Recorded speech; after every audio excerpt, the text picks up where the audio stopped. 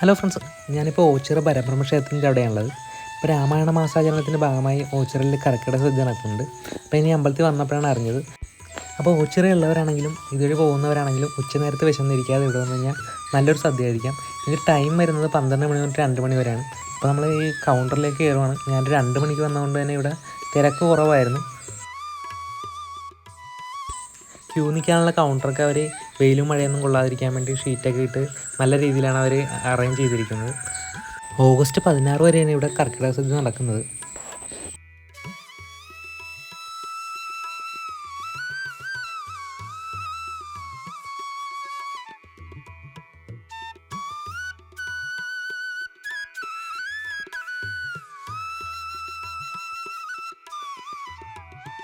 ഞാൻ ക്യൂ നിന്ന ശേഷം ഫുഡ് മേടിച്ചു.